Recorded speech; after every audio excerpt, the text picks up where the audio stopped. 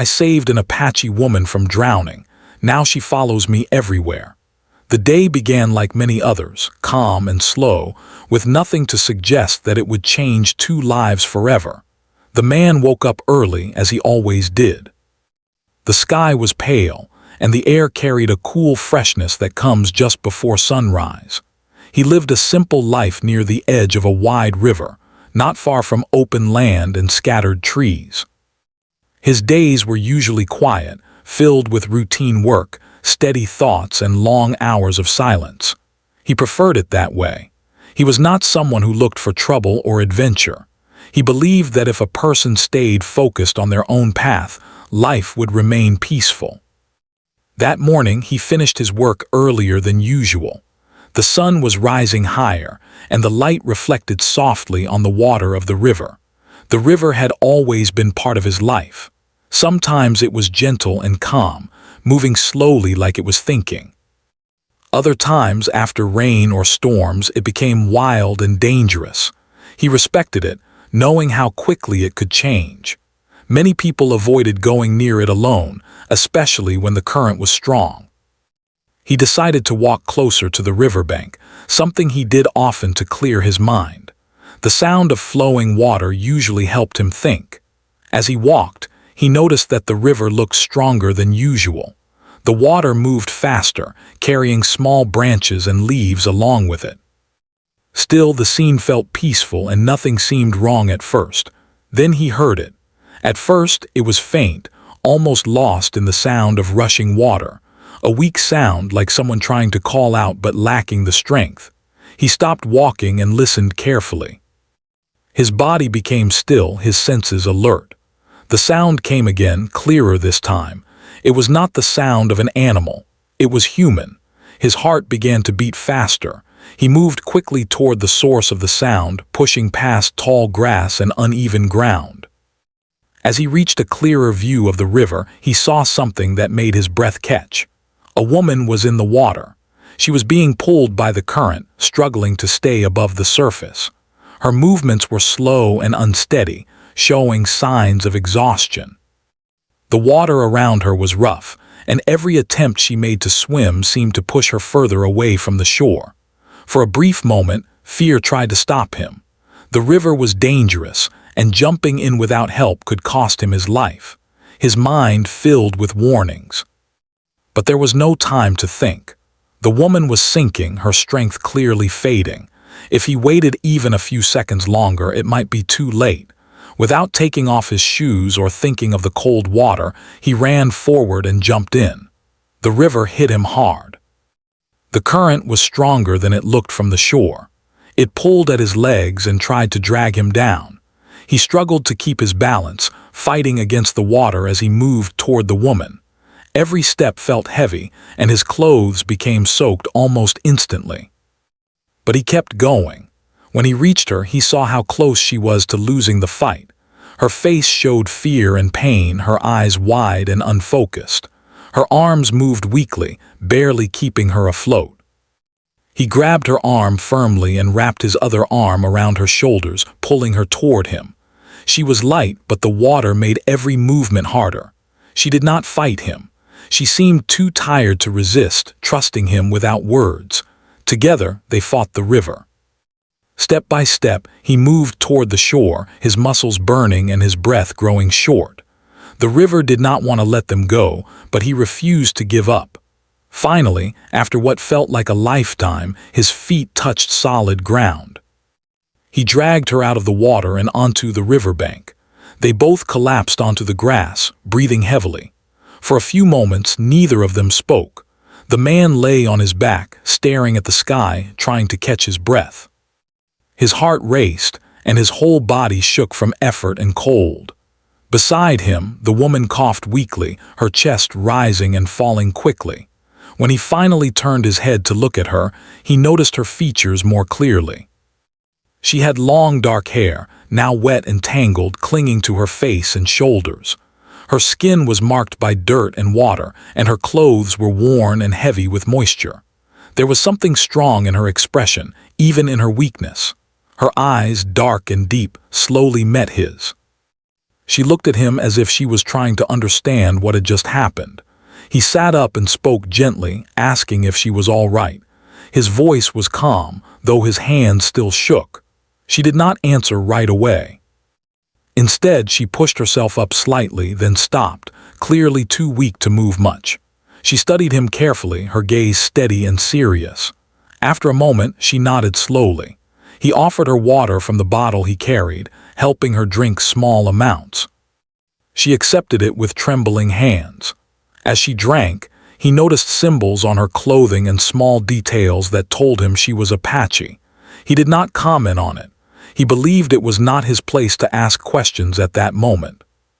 When she was able to sit up, she wrapped her arms around herself, still catching her breath. He offered her his jacket, and after a pause, she accepted it.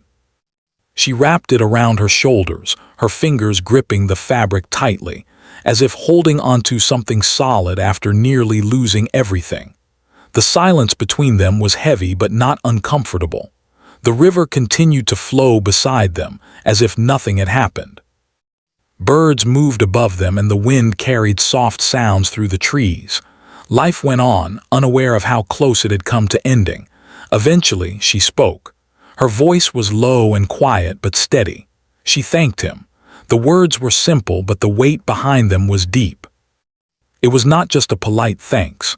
It carried something stronger, something that made him pause.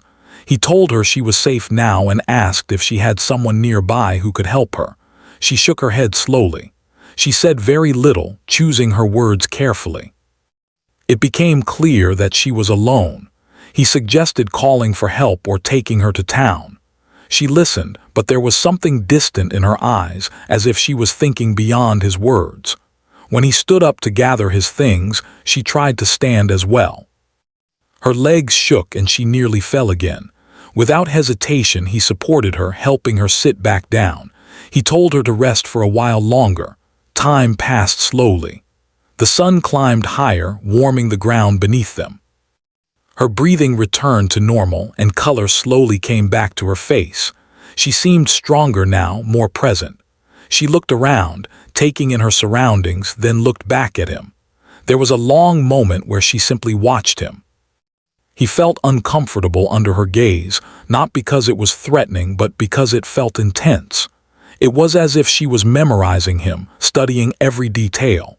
He shifted slightly and asked if she felt better. She nodded again, her eyes never leaving his. When she finally stood up, she was steadier. She handed his jacket back to him, but he told her to keep it until she was fully dry. She hesitated, then accepted it again, pressing it close. He expected her to thank him once more and leave, but she did not. Instead, she stood beside him as he started walking back toward his land. She followed him quietly, keeping a respectful distance.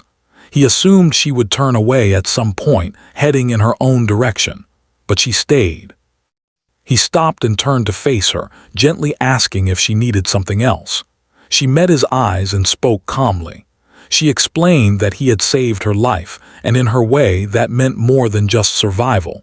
It created a bond. He did not fully understand what she meant, but he could tell she meant it deeply. As they continued walking, he felt a strange sense of unease mixed with curiosity. He had acted without thinking, driven only by instinct. He never imagined that one moment by the river would follow him beyond the water. Behind them, the river flowed on, silent and watchful. And without realizing it, the man had stepped into a story far greater than his quiet life had ever prepared him for.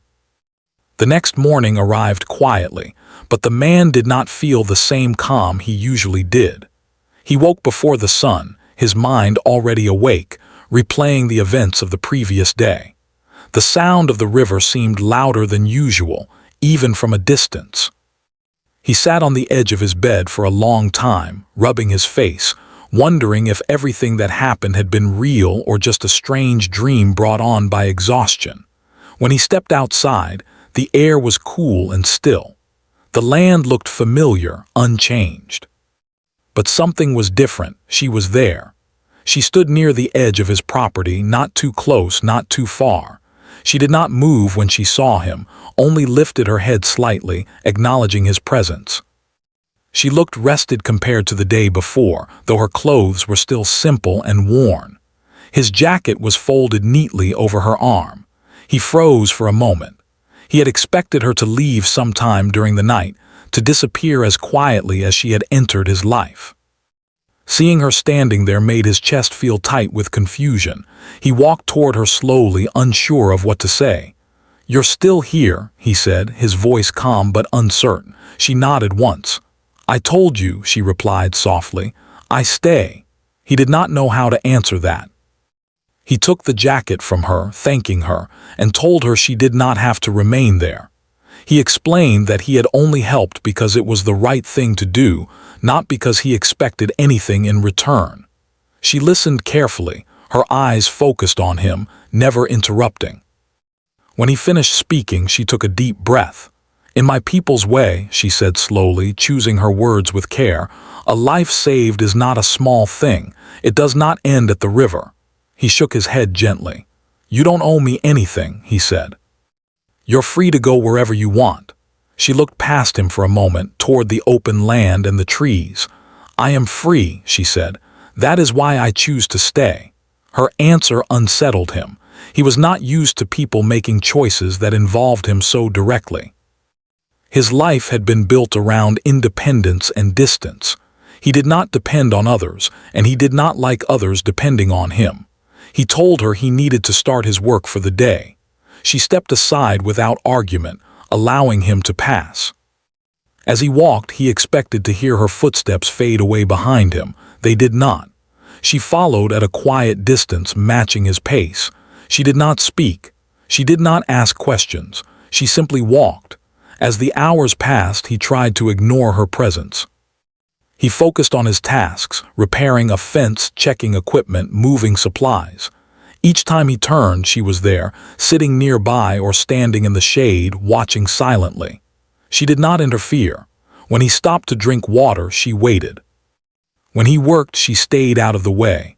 At first, her silence made him uncomfortable. He felt watched, judged, though her expression held no threat. Over time, the feeling shifted. Her presence became steady, almost grounding. She was like the river itself, quiet, constant, impossible to ignore. At midday, he took a break. He sat under a tree and opened his lunch. He hesitated, then offered her some food. She accepted with a small nod, eating slowly, respectfully. She thanked him again, but this time the words felt different, softer, deeper. They spoke a little as they ate. She told him her name, he told her his. She did not share much else, and he did not press. He sensed that some stories were not meant to be rushed. Later, he drove into town to pick up supplies. He expected her to stay behind. She climbed into the passenger seat without asking. He stopped the truck and looked at her in surprise. "You don't have to come," he said. "I know," she answered calmly. He drove on. In town, people noticed. Heads turned. Curious looks followed them as they walked into the store. The man felt the weight of attention press against him. He was known as someone who kept to himself. Walking beside a quiet Apache woman who stayed close to him was not something people were used to seeing. Whispers started, low and quick. He felt irritation rise, not toward her, but toward the judgment around them. He finished his shopping quickly and returned to the truck. She followed without comment, her face calm, her posture steady. On the drive back, he finally spoke again. He told her that people would talk, that misunderstandings could happen. He said it would be easier for both of them if she went her own way. She listened without anger. "People talk no matter what," she said, "but truth stays." Her words stayed with him. That evening, as the sun dipped low and painted the land with warm light, she helped without being asked. She carried small items, handed him tools, and cleaned quietly. She did not act like a guest, nor like someone seeking control. She acted like someone who belonged, yet asked for nothing. When night came, he prepared a small space for her to rest outside. He felt awkward doing it, unsure if he was crossing a line. She accepted it with gratitude, thanking him again. Before sleeping, she spoke once more. "You saved me," she said. "Not just my breath, my path." He wanted to tell her that he was just a man who reacted in a moment of urgency. That he was not a hero, not a guide, not someone meant to change another person's destiny. But the words did not come. That night, as he lay awake listening to the sounds of the land, he realized something had already changed. The quiet he once valued so deeply was different now. It was no longer empty, and somewhere nearby, the woman slept peacefully, bound not by force or fear, but by a promise older than either of them. A promise he did not yet understand, but could no longer ignore. The days that followed settled into a strange new rhythm.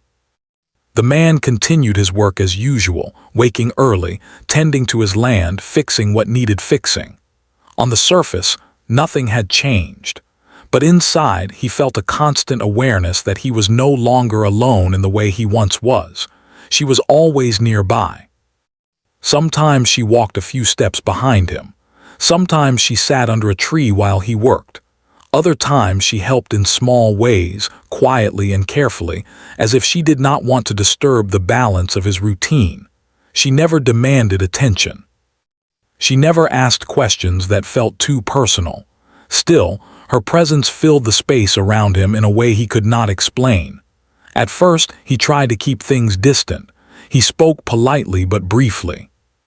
He focused on his tasks, telling himself that she would eventually leave on her own. But days passed and she stayed. She followed him to the fields, to the edge of the river, even to town again. Each time she moved with calm purpose, never rushing, never hesitating. People noticed more now.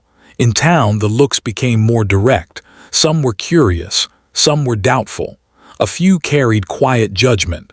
The man felt their eyes on him, felt questions forming behind their silence. He did not like it. He had spent years building a life where people left him alone, and now that space was shrinking. One afternoon, after returning from town, he finally spoke more firmly. "You don't have to keep doing this," he said, stopping near the fence line. "You don't need to follow me everywhere."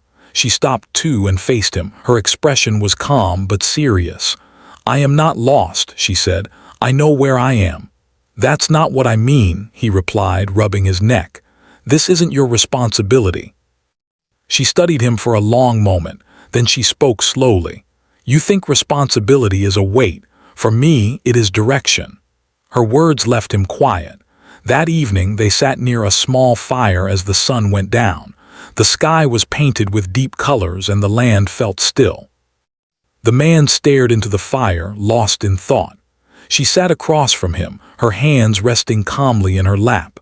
After a while, she began to speak, not loudly, not all at once, but in pieces. She spoke about her people. About growing up with stories instead of books, lessons taught through listening and watching.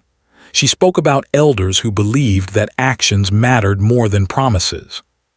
That when a life was saved, it was not seen as luck or chance, but as a turning point chosen by something greater than either person. He listened without interrupting. She told him that the river had taken much from her in the past, not just that day, but long before.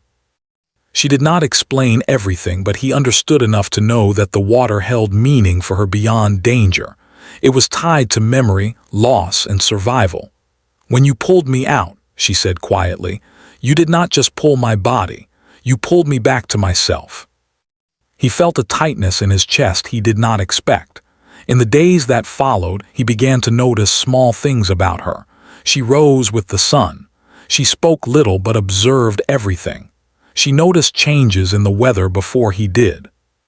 She knew which animals had passed through the land just by looking at the ground. When she smiled, it was rare, but when it came, it felt honest. Slowly, without realizing it, he began to rely on her presence. Not because she did anything dramatic, but because she brought a sense of steadiness. When work felt heavy, her quiet help made it lighter. When his thoughts became tangled, her calm seemed to untangle them without words. One afternoon, a sudden storm rolled in. The wind picked up fast and dark clouds gathered. He rushed to secure his tools and equipment. She moved with him, already knowing what needed to be done. Together, they worked quickly, moving as if they had done this many times before, even though they had not. When the rain finally fell, they took shelter. The sound of rain filled the air, steady and strong. For the first time since they met, they laughed together. It was brief, almost surprising, but real. In that moment, he realized something important. He was no longer trying to make her leave. That thought unsettled him more than anything else. Later that week, someone from town approached him. The man spoke carefully, suggesting that people were talking more than before, that some were concerned, that he should be cautious. The rancher listened politely, then thanked him and ended the conversation. He felt anger rise, not loud or sharp, but deep and heavy. It bothered him that others felt the need to explain his own life to him. When he returned home, she could sense his mood immediately. She did not ask what happened. She simply stayed nearby, letting the silence do the work. That night, he finally admitted something to himself. The discomfort he felt was not because she followed him. It was because the world had noticed. He realized that he was afraid. Not of her, but of change, of connection, of what it meant to be seen differently. Days turned into weeks. The rhythm of their shared space became natural. She did not sleep inside, but always close. She did not claim anything, but she also did not drift away.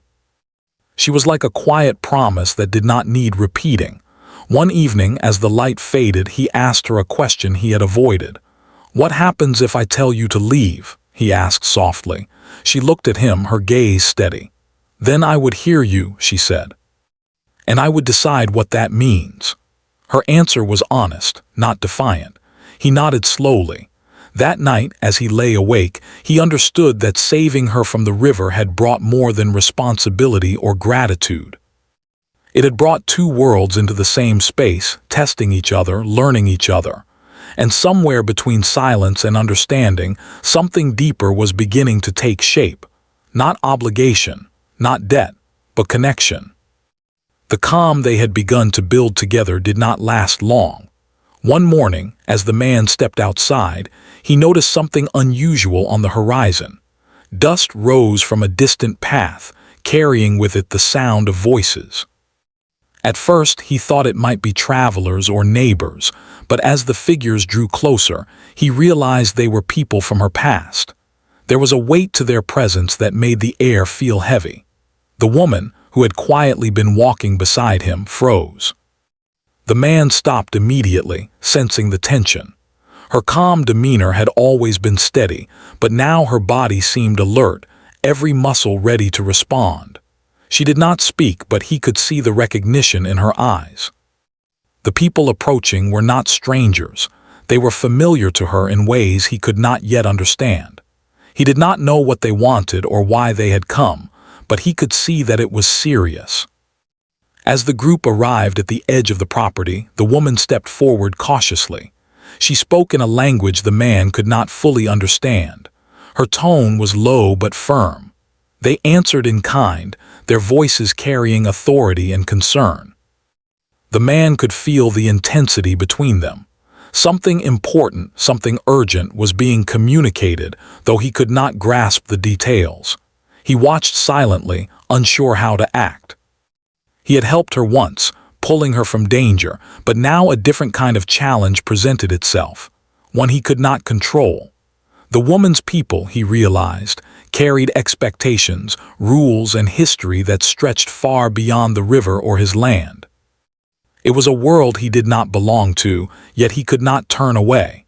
His instinct told him to protect her, but he also knew that interfering without understanding could make things worse. After several tense moments, she turned to him. Her gaze was calm, but there was urgency in her eyes. She spoke slowly, explaining what he could understand.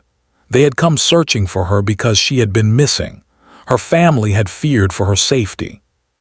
They did not know that the man had rescued her, and now they needed answers.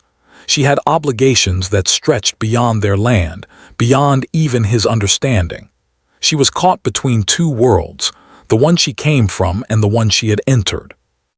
He felt a rush of conflicting emotions, relief that she was safe, fear that he might lose her to obligations he could not influence, and an unexpected awareness that he was already deeply connected to her, more than he wanted to admit. Her presence had become a quiet force in his life, a constant reminder that some connections could not be ignored. The woman explained that they were her kin, and they carried responsibilities for her safety and decisions. They were not unkind, but they were insistent. He listened, understanding that this was not a request.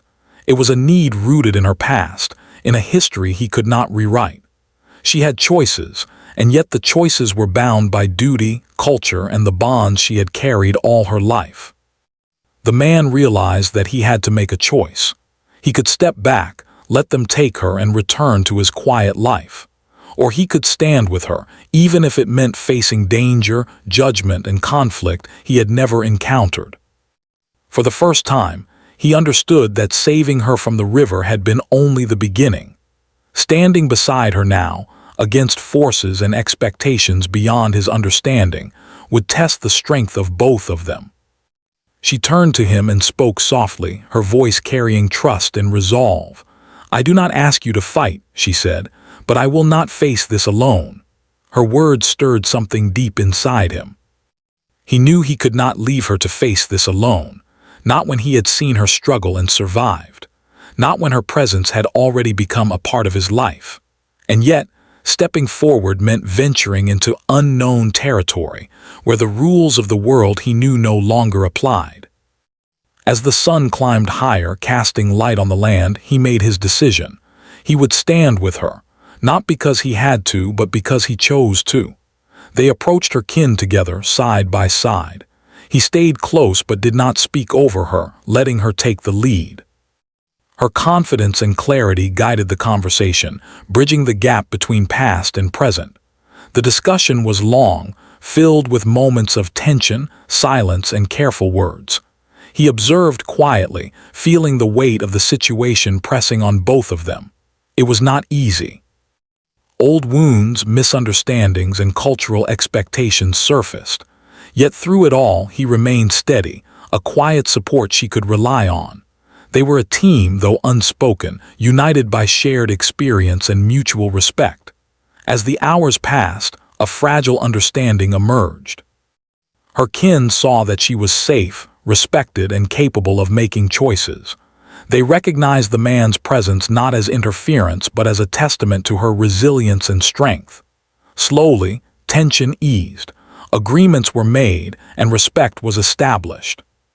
The woman's kin withdrew, leaving her and the man on the land that had become their shared space. After they left, the woman turned to him with a soft smile. Relief and gratitude mingled in her expression. "You stayed," she said simply. He nodded, feeling a weight lift from his shoulders, though the events of the day had left their mark.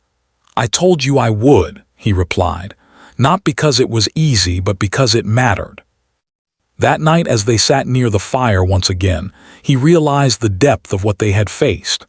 The river had been dangerous, but this challenge, this test of trust, courage, and commitment, was even greater. They had survived not because of strength alone, but because of the bond they had formed. A bond built quietly, steadily, over days of shared effort and understanding. For the first time, he saw her fully, not just as someone he had saved, but as a person with history, strength, and depth. And he saw himself differently, too, not just as a man who reacted in a moment of urgency, but as someone capable of standing firm when it truly mattered. The fire crackled in the quiet night. The wind carried soft sounds of the land around them. He felt her presence beside him, steady and unwavering, and he knew that what they had begun together was far from over. The challenges of the past and the expectations of the world had tested them, but they had faced it together. And in that moment, he understood that some bonds once formed could not be broken, not by distance, fear, or circumstance. The river had been only the beginning. Life, with all its complexity, was still ahead, and he was ready to face it, side by side with her. The days that followed felt different. There was a quiet understanding between them now, a rhythm that did not need words to exist. The river, which had once been a source of fear and danger, now seemed calm and steady, reflecting the changes in their lives. The man had come to realize that what began as a single act of instinct had grown into something much larger, something neither of them could have predicted. She continued to stay near him, not out of obligation, but by choice. Her presence no longer felt like a shadow following him, but like a companion walking beside him. She helped quietly, observing his routines, and sometimes offering guidance without intrusion. He found himself appreciating her perspective, her attention to small details, and the quiet wisdom she carried. Every movement, every glance, seemed thoughtful, as if she understood the land and the life he had built better than he did himself. The man began to notice subtle changes in himself. He was calmer, more aware, and strangely grateful for her constant presence. Where he once enjoyed solitude, he now found comfort in companionship. The work on the land, once routine and mechanical, became lighter with her nearby. She did not speak much, yet her presence communicated reassurance and trust. He understood that she had chosen to remain not because she needed him, but because she wanted to be there. Their days were filled with quiet activities, repairing fences, tending animals, checking the river, and walking through the fields. Sometimes they shared meals in the open air, the sun warming the land around them. Other times they would sit silently by the river, listening to its flow and watching the water move over stones. These simple moments became sacred, a space where neither needed to speak to understand the other. Yet life was not without its challenges. One afternoon, as they were working near the river, a sudden accident occurred. A heavy branch from a tree, weakened by rain, fell unexpectedly. The man reacted instinctively, pushing her out of harm's way, and in the process he injured his shoulder. The pain was sharp and he winced, but he knew it was minor compared to the potential danger. She immediately knelt beside him, checking his shoulder carefully. Her hands were gentle yet firm, and her concern was evident. In that moment, he realized how deeply their bond had grown. He trusted her care as much as he trusted her presence. When the day ended and they returned to the house, he prepared a simple meal. She watched quietly as he worked, occasionally offering small suggestions. They ate together, sitting across from each other, and for a long while neither spoke. The silence was comfortable. It was no longer heavy or uncertain. It was filled with understanding. As evening approached, the sky turned soft shades of orange and pink. The man looked out toward the river and saw the reflection of both the woman and himself in the water. He thought about how much had changed in such a short time. A single act of saving a life had brought two worlds together. He had once believed that independence was the most important thing in life, but now he understood that connection, trust, and loyalty were just as vital. Over time, their partnership became visible to others. Neighbors and people in town noticed how she stayed near him, how they moved together, and how their bond seemed natural. Some whispered, curious about their relationship, while others respected it without question. The man, who had always avoided attention, no longer felt the need to hide. He realized that the presence of someone who understood and respected him made the world feel less intimidating. They continued to navigate the balance between their worlds. She remained deeply connected to her heritage, and he respected that. He did not try to control her or change her. Instead, he learned from her, gaining insights into a culture and a way of life that were foreign to him. In turn, she adapted to his world without losing herself, finding space in a life that was simpler, quieter, and anchored in land and routine. One day, as they walked along the riverbank, she paused and looked at him seriously. "The river brought us together," she said softly. "But it is not the river that keeps us here. It is the choice." He nodded, understanding the depth of her words. He realized that this bond was not imposed by circumstance or obligation. It had grown from respect, trust, and the quiet decisions they had made each day. Saving her life had started it, but it was the choices they made afterward that had truly defined it.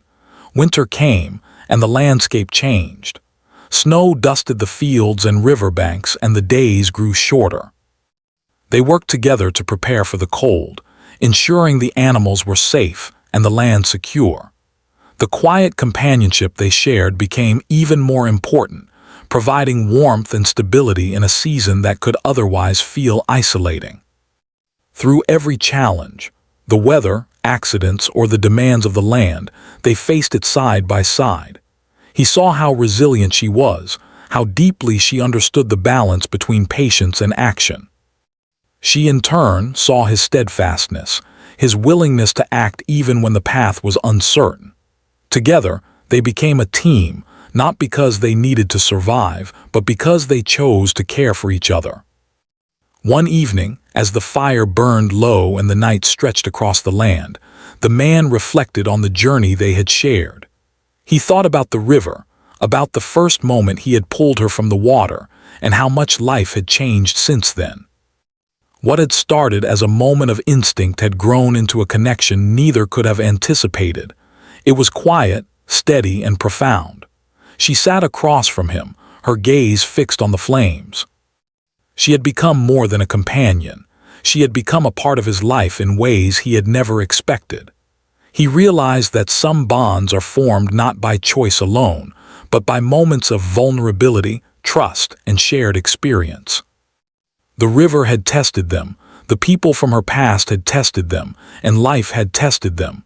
But through it all, they had faced each challenge together.